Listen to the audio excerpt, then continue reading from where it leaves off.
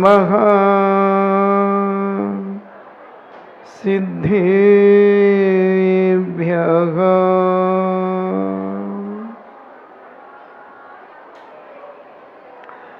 इणमो अरिहन्ताणम्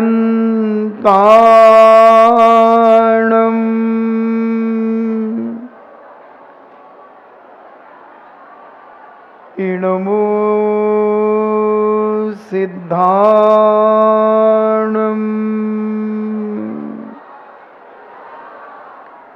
इणमो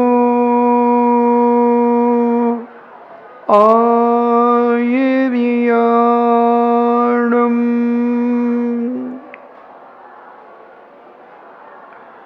इणमो उबज्झायाणम्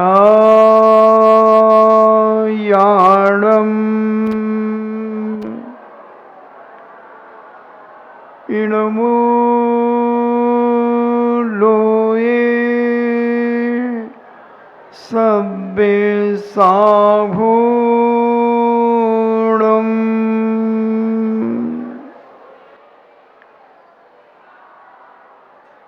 पंच परमेष्टि भगवान की अहिंसामयी बीतराग विश्व धर्म की देवादिदेव 1008 आदि ब्रह्मा आदिश्वर श्री आदिनाथ भगवान की देवादिदेव 1008 चिंतामणि घोर उपसर्ग विजेता श्री पार्श्वनाथ भगवान की देवादिदेव 1008 शासन नायक बाल ब्रह्मचारी भगवान महावीर स्वामी की परम पूजनीय आचार्य श्रोमणि गुरुवर श्री कुंद कुंद महामुनिराज की परम पूजनीय आचार्य श्रोमणि गुरुवर श्री विद्यासागर जी महामुनिराज की परम पूजनीय निर्यापक श्रमण मुनि श्री सुधा सागर जी महाराज की परम पूजनीय 3,9 करोड़ महामुनिराजों की चर्चा चल रही है कि हम अपने जीवन में ऐसा कोई कार्य करें जिसमें दूसरे का उपकार हो। अपकार तो हम बहुत कर चुके हैं, कुछ उपकार करने की भावनाएं भी हम अपने जीवन में उत्पन्न करें। हर व्यक्ति चाहता है कि हमारा उपकार हो, हर व्यक्ति हमारे जीवन में सहयोग करे, हर व्यक्ति का उपकार हमारे लिए हो। मगर अपनी अंतरात्मा से कभी हमने पूछा कि हमने किस किस का उपकार किया है, किस किस व्यक्ति के लिए हमने सहायता दी है, किस व्यक्ति के जीवन में हमने अपनी शक्ति का प्रयोग किया है। 5 मिनट भी इसके बारे में विचार करना चाहिए। ये उपकार जब हम किसी के ऊपर करते हैं बंधुओं, देखने में बड़े आता है कि हमने उपकार उनके ऊपर किया है, मगर जब ये पलट करके उपकार हमारे ऊपर आता है तब हम बड़े आनंदित होते हैं।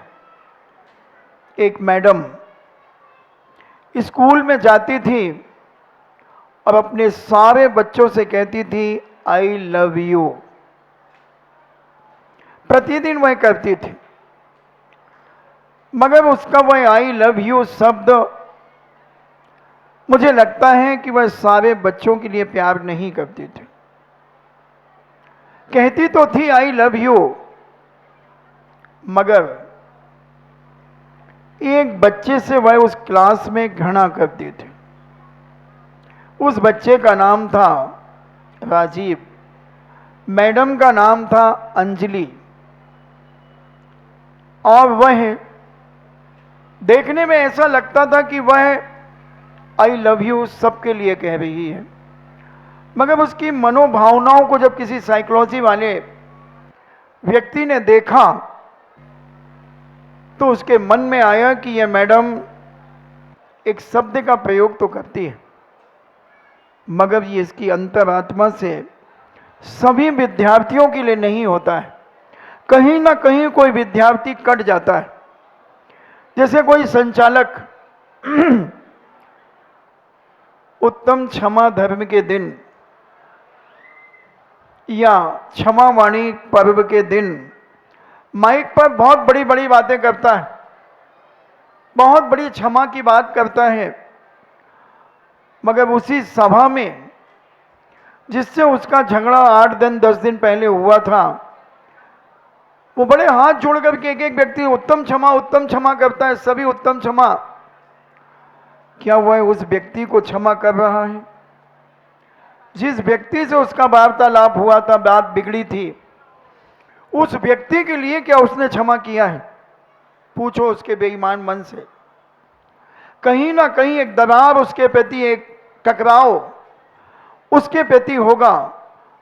और जब अगर कहा जाए कि संचालक महोदय, आपने बहुत अच्छा लेक्चर दिया है क्षमा के ऊपर, और मेरी भावना है कि एक एक व्यक्ति से खड़े होकर के तुम क्षमा याचना करते हुए गले मिलो, और जब उस व्यक्ति का नंबर आएगा तो क्या वो गले मिल लेगा?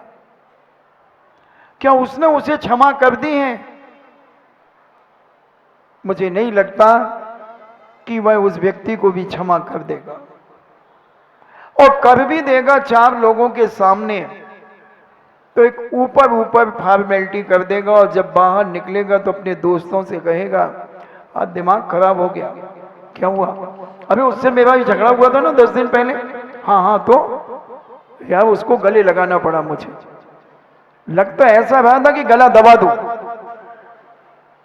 भावना तो ऐसी हो रही थी कि गला दबा दूं, मगर क्या करो, समाज का डर था। क्या ये क्षमा है? ऐसे ही वह मैडम आई लव यू की बात तो कर रही है, मगर कहीं ना कहीं उसके अंदर से किसी के प्रति घृणा भाव है। और जब ये घृणा भाव एहसास होने लगा विद्यार्थियों को, तो एक दिन विद्यार्थी ने कहा, मैडम क्या आप हम सभी बच्चों से प्यार करती हैं? हाँ, मैं प्रायः सभी से करती हूं। प्रायः शब्द लग गया। हाँ, मैं प्रायः, वट, परंतु, किंतु, लेकिन जहां ये शब्द लगते हैं तो कहीं ना कोई व्यक्ति कट ऑफ होता है, कोई ना कोई कटता है। और वह पता चला कि एक 5th क्लास के बच्चे से वह मैडम नफरत करती थी, उससे घृणा करती थी। उसके उपकार के बारे में उसके मन में भी कभी भाव नहीं आता था कि इस बच्चे का मैं उपकार करूं। क्यों? क्या कारण था? बच्चे के गंदे कपड़े थे, बच्चा पढ़ने में थोड़ा सा कमजोर था, बच्चे की शर्ट की कॉलर बहुत गंदी थी, बच्चा क्लास में बोलता नहीं था, बच्चा चुपचाप रह करके नीचे सिर करके बैठा रहता था, बच्चा कभी कभी होमवर्क करके भी नहीं आता था। अब उस स्कूल के बहुत सारे अच्छे नियम थे। जब भी उस बच्चे की मार्कशीट तैयार होती थी, इन्हें पूरे बच्चों की, तो प्रिंसिपल उस मार्कशीट को देखता था। कोई भी रिपोर्ट अगर बच्चे के घर जाती थी तो वह मास्टर साहब उस रिपोर्ट को पहले चेक करते थे, प्रिंसिपल साहब। उस मैडम ने जब उस बच्चे की रिपोर्ट तैयार की, उस बच्चे के लिए बड़ा जलील किया। ये हमारी क्लास का सबसे गंदा बच्चा है, इसके कपड़े गंदे होते, इसका मन गंदा है, इसकी विचारधारा गंदी है, इसका सोच गंदा है, इसका पहनावा गंदा है, ये क्लास में चुपचाप बैठा रहता है, ये पढ़ने में असमर्थ है, आदि आदि जो लिखना था उस मैडम ने उसे लिखा। रिपोर्ट उसके घर जाने के पहले प्रिंसिपल जी के पास गई। प्रिंसिपल ने देखा कि राजीव बच्चे के बारे में इतना गंदा इन मैडम ने क्यों लिखा। फौरन प्रिंसिपल साहब ने बाबू को बुलाया और बाबू को बुलाकर के कहा कि राजीव की मार्कशीट और उसका रिकॉर्ड फर्स्ट क्लास से लेकर के फोर्थ क्लास तक का सारा रिकॉर्ड और अर्धवार्षिक तक का सारा रिकॉर्ड अंजलि मैडम की टेबल पर रख दिया जाए।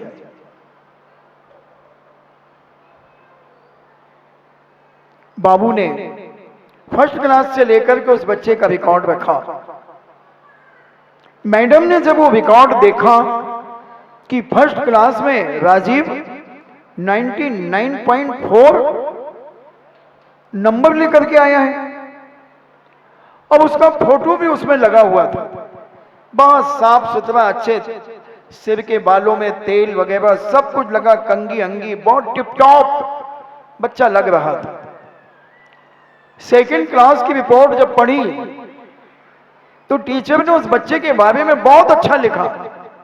हमारे स्कूल की शान है, होनहार विद्वान के होत चीखने पार, इन्हें उसके इतने गुणों का वर्णन किया गया।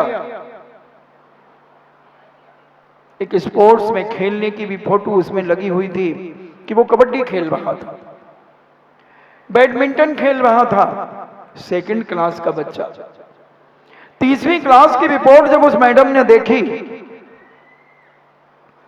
तो वह बच्चा लकड़ी चला रहा था, तलवार लेकर के तलवार चला रहा था, खो खो खेल रहा था, सारे रिकॉर्ड उसमें लिखे हुए थे। बच्चा बहुत हष्ट पुष्ट था, मसल्स उसकी बॉडी में थे। चौथी क्लास की रिपोर्ट देखी, बहुत गजब के थे। मार्क तो सब अच्छे थे, नंबर तो सभी में अच्छे थे, मगर उसके कुछ विचार भी लिखे गए थे जो अपने स्कूल के लिए वो करना चाहता था। अपने टीचर के लिए जो सम्मान सूचक शब्दों का वो प्रयोग करता था, वो भी उनके टीचर ने लिखे थे कि राजीव अपने टीचर को पिता तुल्य मानता है, प्रतिदिन माता पिता के पैर छू करके आता है, उसके बाद वह अपने टीचर के भी चरण स्पर्श करता है और उन चरण स्पर्श को अपने मस्तक पर लगा करके कहता है कि आप सेकंड गॉड हैं, आप दूसरे भगवान हैं। और टीचर को दूर से देख करके वो खड़ा हो जाता था, हर तरफ से सम्मान बहुमान अपने टीचर का करता था। अंजलि मैडम ने जब ये सारी की सारी रिपोर्ट पढ़ी, उसका अंदर का हृदय कांप गया कि मैंने इसके बारे में इतनी गंदी रिपोर्ट क्यों बनाई, क्या कारण है, क्या मैं इस प्रकार से बच्चों का उपकार कर सकूंगी।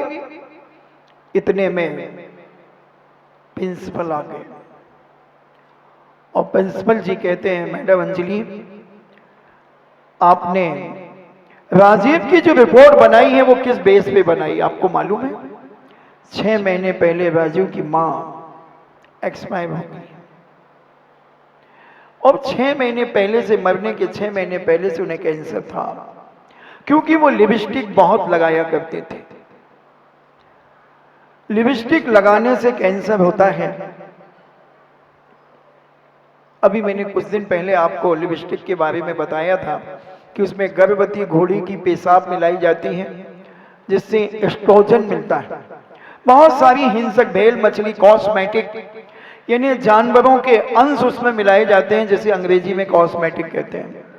ऐसे बहुत सारे केमिकल्स मिलाए जाते हैं जो हमारी बॉडी में सूजन को पैदा करते हैं, खुजलाहट को पैदा करते हैं, अनेक अनेक प्रकार की विकृतियां पैदा करते करते और अंत में ब्रेस्ट कैंसर कर देते हैं। राजस्थान के अंदर अभी 2 साल के अंदर 300 महिलाओं को ब्रेस्ट कैंसर हो गया।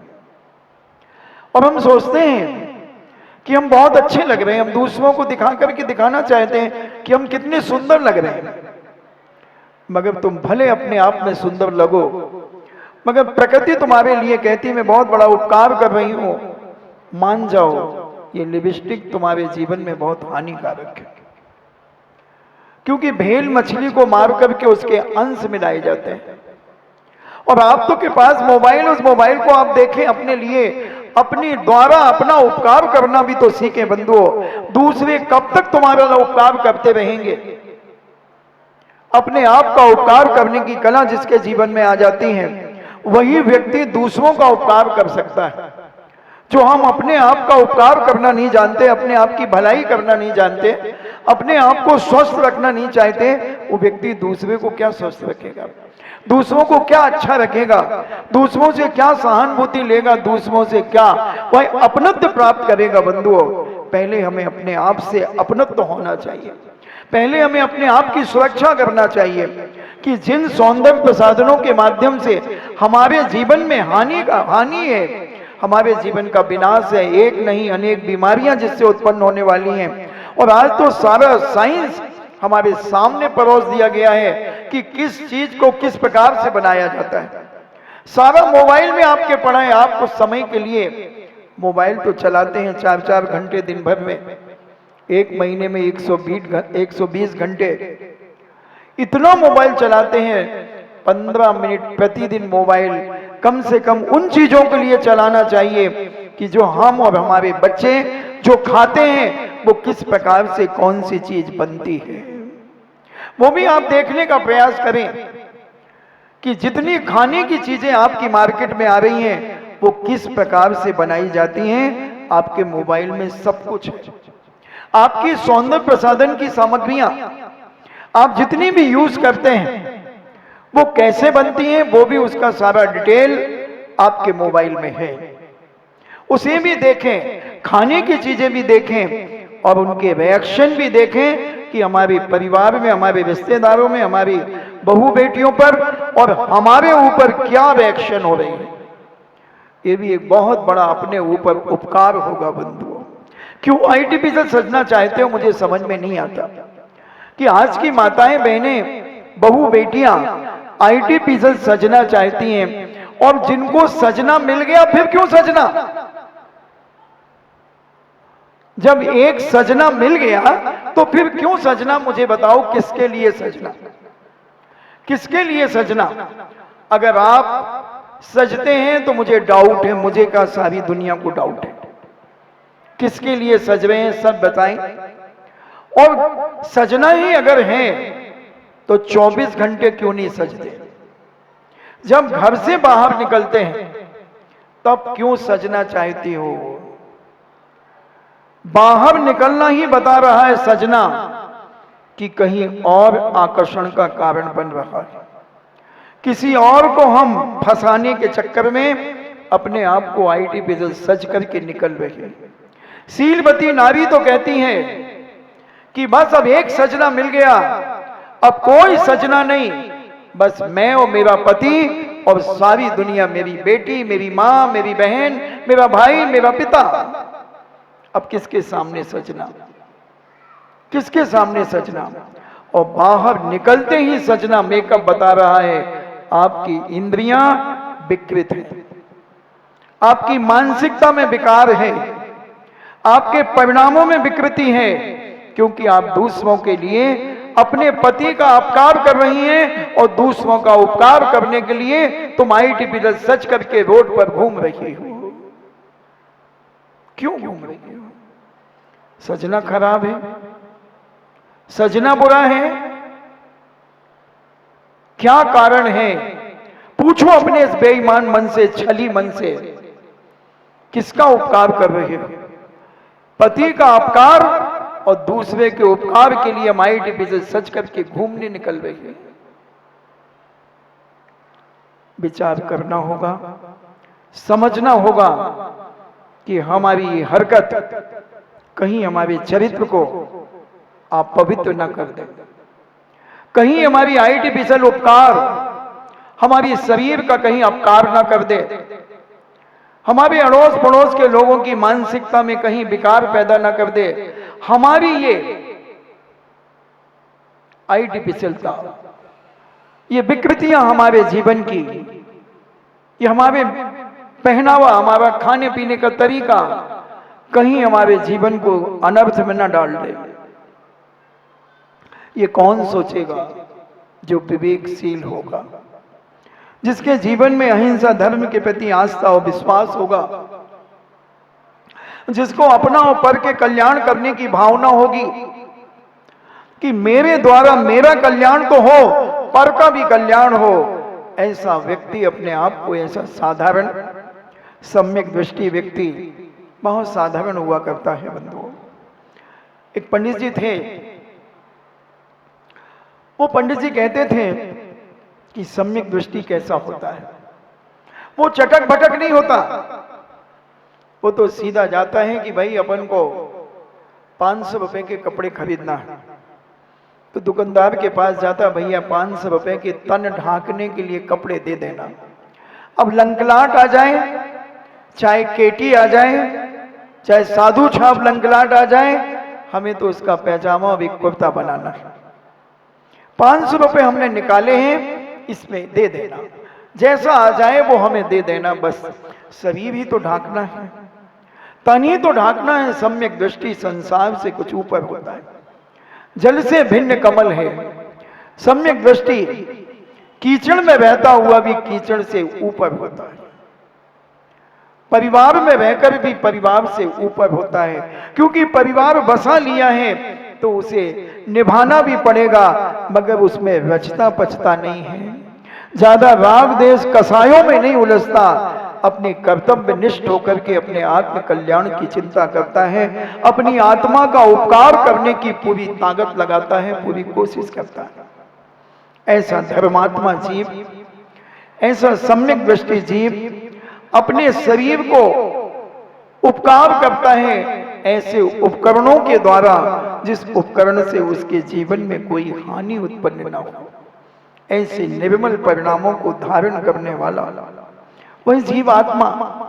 तो वह मैडम ने, जब अंजलि मैडम ने, उनका अंजलि नाम था, जब रवि का सारा रिकॉर्ड देखा कि हर टीचर ने राजीव के प्रति इतना उपकार किया है और राजीव ने स्कूल के लिए इतना उपकार किया है, एक आदर्श विद्यार्थी बनकर के उसने अपना जीवन जिया है, और मैं उससे घृणा करती रही। मुझे नहीं मालूम था कि 6 महीने पहले उसकी मां मर चुकी है। बेसहारा बेटा है, पिता है, मां होती है बंधुओं, पिता होता है। मां के बिना बच्चे का जीवन अधूरा है। पिता क्या कर सकता है? पैसा दे सकता है, सब कुछ जुटा सकता है, मगर मां का प्यार पिता नहीं दे सकता। इसलिए वो राजीव बहुत दुखी रहता था, पढ़ने में मन नहीं लग रहा था, कपड़े भी अस्त व्यस्त हुआ करते थे। जब 4 साल की रिपोर्ट उस मैम ने पढ़ी, उसके आंसू छलछला गए, बहुत वेदना से भर गई, बहुत वेदना से भर गई। जब दूसरे दिन वो school I, all I love you, समझना क्या कहा? ऑल आई लव यू, इन्हें संपूर्ण बच्चों के लिए मैं प्यार करती हूं, संपूर्ण बच्चों का मैं उपकार करना चाहती हूं।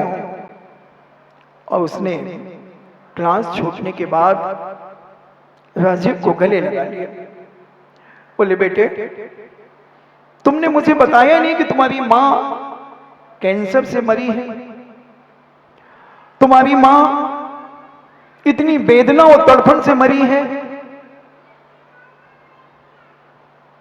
बोले मैम मां मर गई, मगर आज से तुम मेरी मां हो, क्योंकि जो प्यार मुझे मां देती थी वो आज तुमने मुझे दिया है।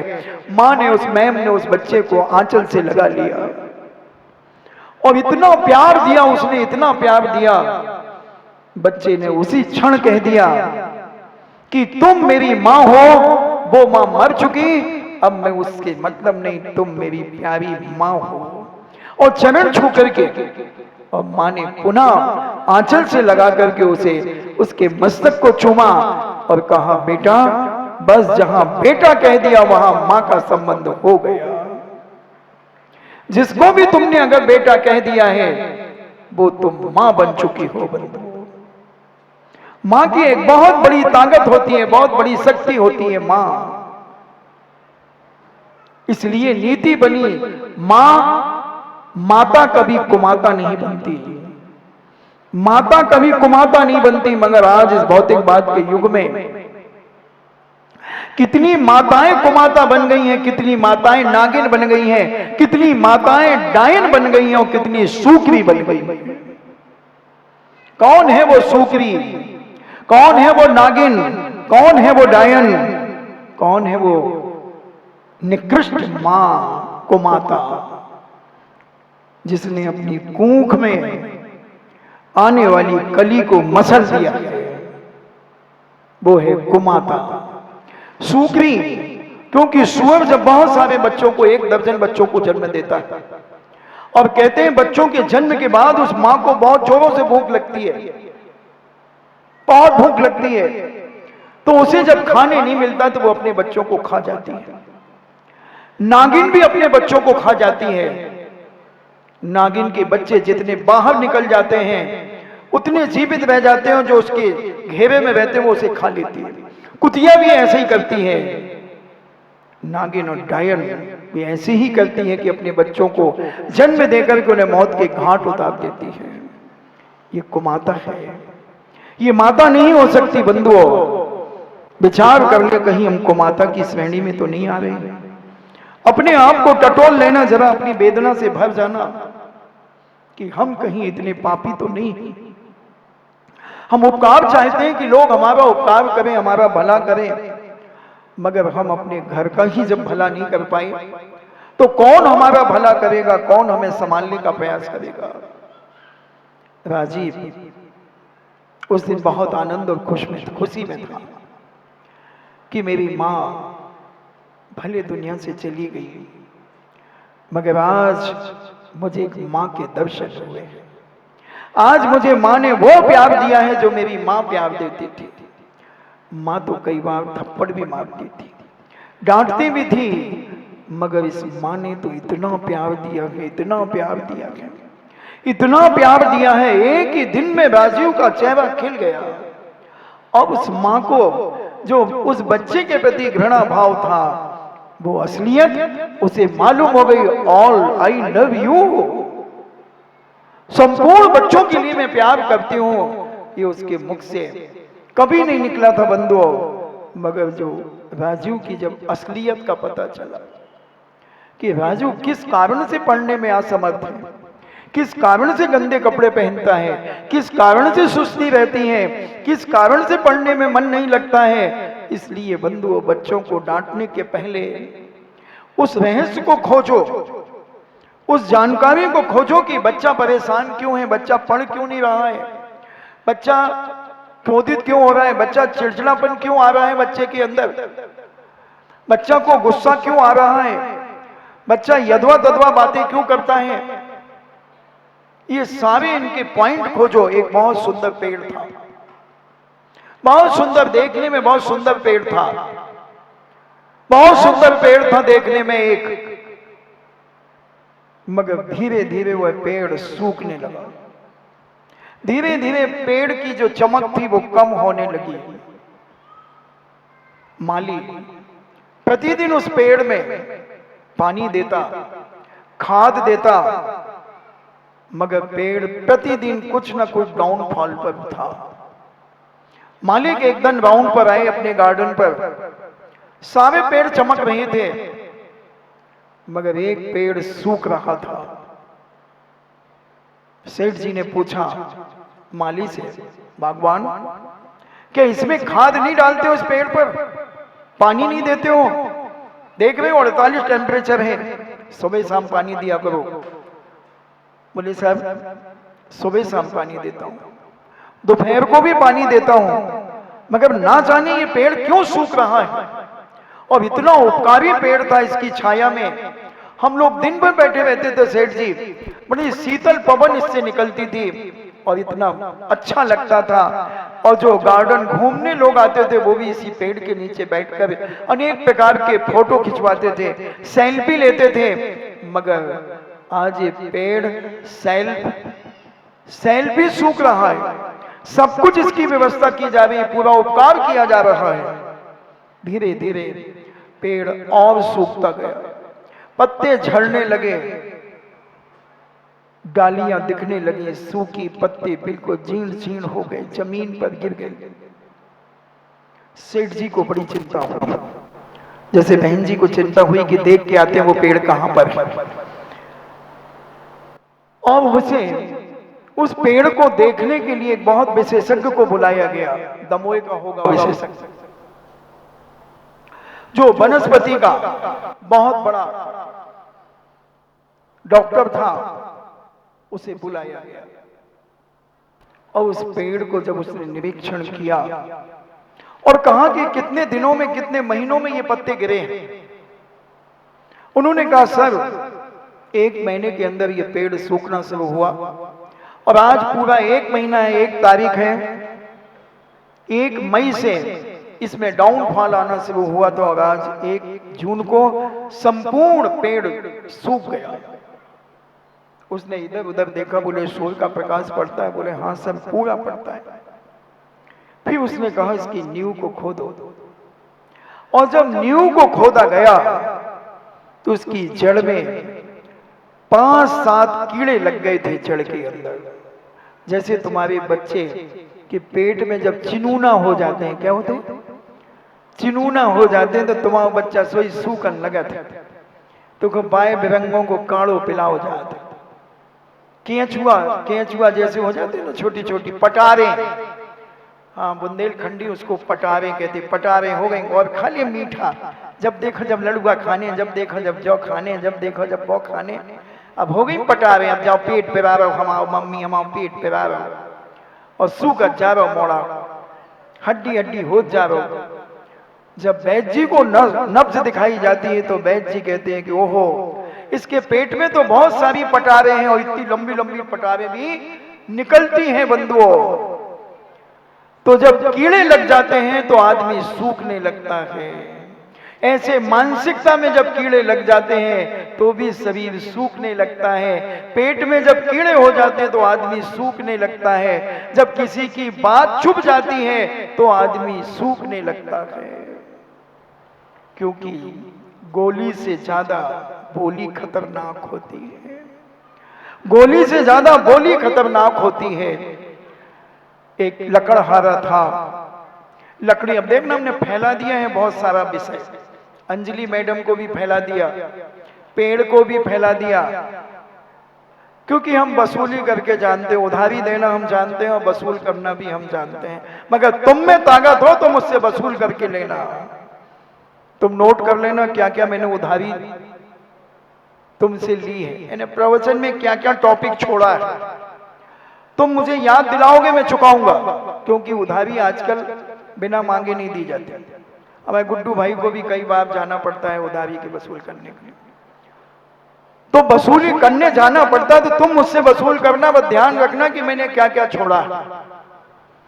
वो काम नहीं है हमारे पास जिसका लिया कभी नहीं दिया, तुम्हारा खाके मत जाएंगे क्या? हम देंगे, मगर तुम वसूल कर लेना, बस याद कर लेना, मुझे याद दिलाना अगर कुछ छूट जाए तो। वो लकड़हारा लकड़ी काटने जाया करता था। एक शेर अपनी गुफा के बाहर बैठा हुआ बहुत वेदना से तड़प रहा था। उसके पंजे में एक बहुत बड़ा लोहे का कीला लगा हुआ था, आर पार था, हाथ में बहुत सूजन थी, बहुत सूजन थी, ऐसा लग रहा था हाथ पक गया है।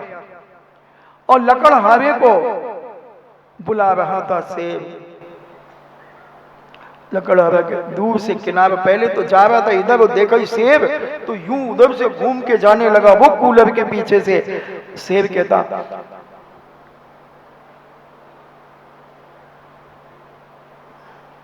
लकड़हारा कहता है शेर तो बिल्कुल साधारण सा है, क्या बात है?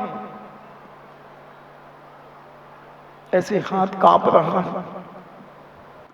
लकड़हारा कहते ओहो ये तो लोहे का कील है, पॉइजन हो गया होगा,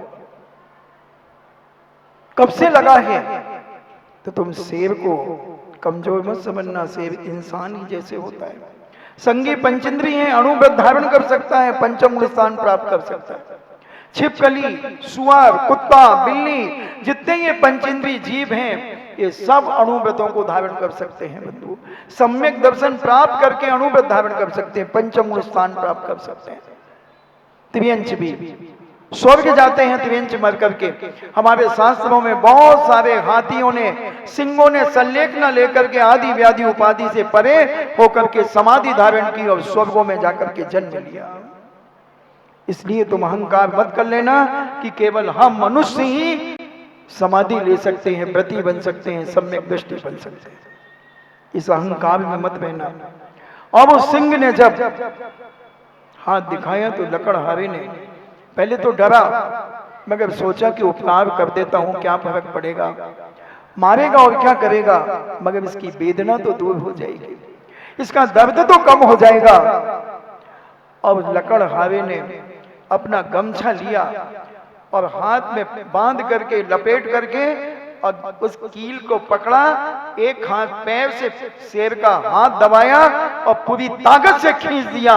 खून का फवारा निकल गया, मवाद निकल गई और सिंह हंस गया, बहुत जोर से हंसा हंसा। अब उसकी मवाद, खून सब निकाला। फिर शेर ने उसे चाटना शुरू कर दिया, क्योंकि जानवर त्रियंचों की लाला रस में बहुत सारी ताकत होती है। आप देखना कुत्ते को कितनी भी खांस हो जाए, कितना भी कट जाए, कुत्ता चाट चाट करके उसे ठीक कर लेता है। उनकी जिह्वा में कुछ ऐसी ताकत होती है जिस ताकत के माध्यम से वो बड़े से बड़े घावों को भर लेते हैं। और सिंह बहुत प्रसन्न हो गया, दोस्ती हो गई। शिक्षा लेना बंधु, नहीं तो तुम कहो कि मनुष्य की आवाज का शेर समझता है।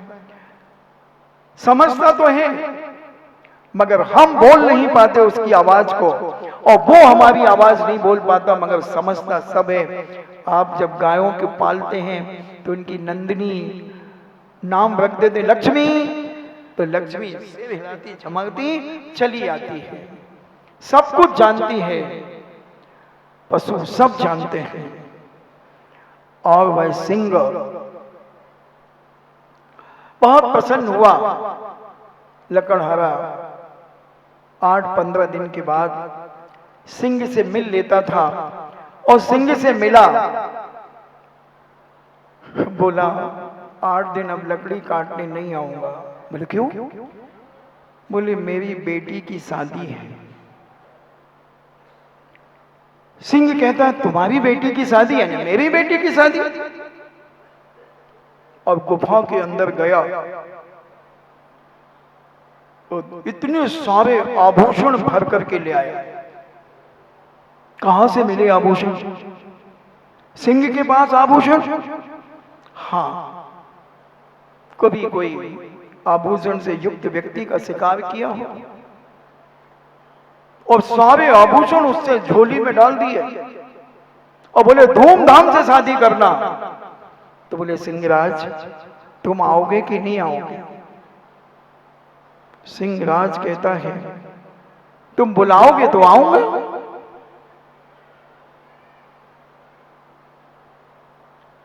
तो बोले कब की शादी है? बोले अभी तो रोका हुआ है, अभी तो पक्की हुई है शादी, तो अभी 2-3 महीने के बाद है। आ जाऊंगा, मगर तुम एक ही गट्ठा लकड़ी काट करके ले जाते हो, अजीब का चल जाती है। बोले चला लेता हूं। बोले नहीं, अब एक काम करो, तुम लकड़ी काटो दिन भर, गट्ठे बनाओ, और रात्रि में जब अंधेरा होता है मेरी पीठ पर लादना, और मैं तुम्हारे घर पर छोड़ करके लकड़ियां आ जाऊंगा। शेर के लिए क्या फर्क पड़ता है? शेर तो अपनी पीठ पर बड़े बड़े भैंसाओं को लाद करके छलांग लगाता रहता है, डिस्कवरी में देखा होगा आपने। बहुत ताकतवर होता है सिंह। कल बताऊंगा तुम्हें किसकी कितनी ताकत है, और तीर्थंकर की उंगली की कितनी ताकत है, कल बताऊंगा। उधारी, चौथी उधारी, चौथी हो गई। एक अंजलि मैडम की, दूसरी पेड़ की, तीसरी शेर की और चौथी तीर्थंकर की बल की। और समय तुम्हारा हो गया। 4 उधारियां हैं तुम्हारा हमारे ऊपर। अब तुम में दम हो तो वसूल करना। और यह उपकार उस सिंह ने कहा कि जब इसने मेरे हाथ के दर्द को ठीक किया है तो मेरा भी कर्तव्य बनता है कि मैं इसके साथ उपकार करूं। और उसने 5-5, 7-7 गट्ठे शेर की पीठ पर लादता किसान वो लकड़हारा और सिंह उछलता हुआ उसके मकान के पिछवाड़े में अंधेरे में डाल करके आ जाता। और वो लकड़हारे ने लकड़ी बेचना शुरू कर दिया। पहले 1 लकड़ी का गट्ठा बेचता था, एक दिन में 10 और 20 लकड़ी के गट्ठे बेचने लगा। धीरे धीरे बहुत संपन्न हो गया, संपन्न हो गया। और इतना संपन्न हो गया कि अपनी बेटी की शादी बड़े धूमधाम से किसी रिसोर्ट से करने की योजना बना ली कि मैं अपनी बेटी की शादी बहुत बड़े रिसोर्ट से करूंगा और सारे अपने रिश्तेदारों को बुला करके शादी करूंगा। मगर धर्मपत्नी कहती है, देखो रिसोर्ट से शादी करने से क्या होगा, इतना पैसा बर्बाद करोगे। अगर यही पैसा बेटी के लिए देंगे और किसी बेटी की शादी उसी में अपन कर देंगे। बहुत सारे गरीब अपने गांव में हैं, 5-7 बेटी शादी योग्य हैं। क्यों ना अपनी बेटी के साथ 5 बेटियों की शादी और कर दे, 5 कन्याओं की शादी और कर दे। इससे बड़ा उपकार दुनिया में और क्या होगा। लकड़हारा कहता है, बहुत अच्छा सोच है हे प्राण बल्लभे, तूने बहुत अच्छा सोचा। आज मैं पूरे गांव की मीटिंग रखता हूं।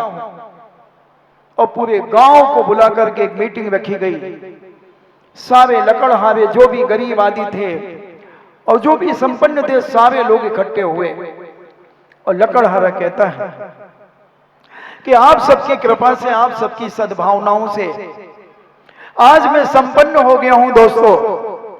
तो मैं अपनी बेटी का पाणी ग्रहण करना चाह रहा हूं। मेरा मन था कि मैं शहर में जाकर के किसी रिसोर्ट से अपनी बेटी की शादी करूं। मगर मेरी धर्म पत्नी ने, प्राण बल्लभे ने, जो गुण संपन्न है, विवेकशील है नारी, उसने मुझे एक बहुत सुंदर सलाह दी है, बहुत अच्छा मार्ग दिखाया है कि क्यों ना हम अपने गांव की उन बेटियों की शादी भी अपनी बेटी के साथ उनके हाथ पीले कर दें जिनके किसी कारणवशात, किसी मजबूरी के वसात, किसी अभाव के कारण उनका पानी ग्रहण नहीं हो पा रहा है। तो गांव के पंचों ने और समाज ने कहा कि ऐसा उपकार, ऐसा परोपकार तो पहले लोग राजा महाराजा सेठ साहूकार किया करते थे। धन्य है भाई आपके मन में और आपकी धर्मपत्नी के मन में ये भाव आया है, तो हम आपके उपकार का स्वागत करते हैं, सम्मान करते, बहुमान करते हैं, आदर करते हैं। और गांव के पंच ने कहा कि मैं समाज से कहना चाहता हूं कि जो भी अपनी बेटियों की शादी इनकी बेटी के साथ करना चाहे तो पूरी समाज स्वीकृति देती है, पंच स्वीकृति देते हैं। मगर शर्त एक है, शर्त एक है, शादी विजाति में नहीं होगी, अपनी ही जाति की कन्या से होगी, अपनी ही जाति के लड़के से होगी। देखना बंधु, एक छोटे से अजैनों के बीच में भी कितना बड़ा बहुमान कि हम अपने गांव की बेटी या लड़का से पानी ग्रहण तो करेंगे मगर विजाति से नहीं करेंगे। अगर हम किसान हैं तो किसान की बेटी होगी, हम पटेल हैं तो पटेल की बेटी होगी, हम विश्वकर्मा हैं तो विश्वकर्मा की बेटी होगी, हम हरिजन हैं तो हरिजन की बेटी होगी। हम विजाति की बेटी को नहीं लाएंगे। कैसा आदर्श प्रस्तुत था बंधु, आदर्श है,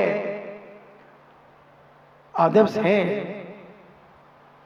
मगर आज जो समाज आदर्श मानी जाती थी, आज उनके दिन प्रतिदिन पतन की ओर उनकी जिंदगी जा रही है। उनके परिवार पतन की ओर जा रहे हैं, उनके बच्चे पतन की ओर जा रहे हैं। ये ना स्वयं का उपकार कर रहे हैं, ना परिवार का उपकार कर रहे हैं, ना माता पिता की इज्जत कर रहे हैं, ना समाज की इज्जत कर रहे हैं, ना धर्म की इज्जत कर रहे हैं। और ऐसे इतने धर्म की बेइज्जती करने वाला, माता पिता की बेइज्जती करने वाला, देव सास गुरु को नीचा दिखाने वाला व्यक्ति कभी अपने जीवन में सुख शांति से नहीं रह सकता बंधु। मानसिक तनाव से उसकी जिंदगी जिएगा और अंत में इस प्रकार से मरेगा कि दो व्यक्ति उसके सहयोग में खड़े नहीं होंगे बंधु। क्योंकि जो इतने सारे लोगों को दुखी करेगा, इतने सारे लोगों को अपमानित करेगा, उपकार करना चाहिए, उनकी इज्जत में चार चांद लगाना चाहिए, मगर वह दुराचारी पापी अपने पाप की पूर्ति के लिए कैसा भी मिले तो प्रकृति कहती है इन पापियों को कभी माफ नहीं किया जाएगा, कभी माफ नहीं किया जाएगा। और पंचों की घोषणा सभी को मिल गई अपनी अपनी जाति में शादी करने की। पूरे गांव में एक उत्साह जागृत हो गया, पूरा गांव उत्साह से भर गया कि ऐसे उपकार करने वाले अगर 10-20 गांव में लोग तैयार हो जाएं तो गांव की सारी कुंवारी बेटियां, कुंवारे बेटे अपने अपने घरों को शालीनता पूर्वक बसा लेंगे और उनके जीवन का सुख शांति समृद्धि उनके परिवार में दिन दूनी रात चौगनी बढ़ना शुरू हो जाएगी। ऐसा उपकार हम अपने पड़ोसी का करना अपने गांव में चाहें। पंचों की घोषणा हो चुकी और घड़ी ने भी टिक टिक करके अपना समय की घोषणा कर दी कि छुल्लक जी महाराज समय हो गया। उधारी याद रखना, उधारी, क्योंकि उधारी मैं भूल भी सकता हूं मगर जिसका लिया कभी नहीं दिया, ये मेरा सिद्धांत नहीं है। जिसका लिया ब्याज सहित पाई पाई चुकाया है, बस तुम मुझसे उधारी वसूल करना, मांगने आ जाना या एक पर्ची भेज देना कि महाराज जी ये बिल है आपका, ये बिल चुका दो, ये चुका दो, मैं चुका दूंगा। और वही पेड़ का निरीक्षण हो रहा है, पेड़ को खोजा जा रहा है कि इतना उपकार किया जा रहा है इस पेड़ का, इस पेड़ के लिए खाद दी जा रही है, पानी दी जा रहा है, 2 जगह की अपेक्षा 3 बार पानी दिया जा रहा है और देसी खाद दी जा रही है। फिर भी ये पता चला 5 कीड़े, जड़ों में 5 कीड़े लगे हैं।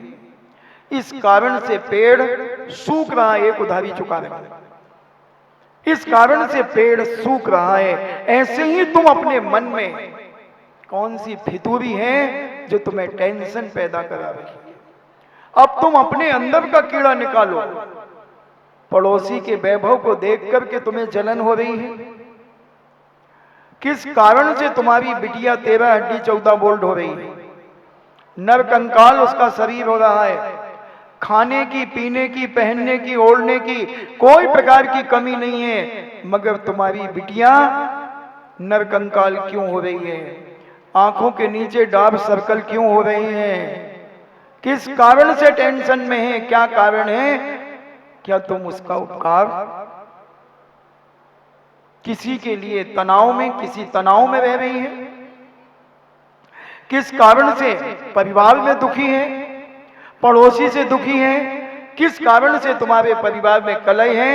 ये खोज तुम्हें करना है इतनी मंगल भावना से कि हे भगवान हर व्यक्ति के जीवन का उपकार हो, हर व्यक्ति दिन दूना रात चौगुना उन्नति अपने जीवन में करे। इसी मंगल भावना के साथ जिनवाणी स्तुति कल फिर अपन चर्चा करने का प्रयास करेंगे।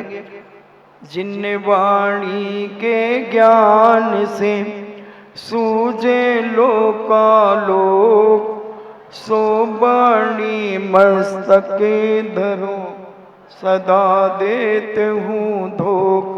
हे जिनवाणी भारती तो है जपो दिन रैन, जो तेरो शरणा गए सो पावे सुख चैन। देव भजो अरिहंत को, गुरु सेवा निर्ग्रंथ। दया धर्म पालो सदा, यही मोक्ष का पंथ।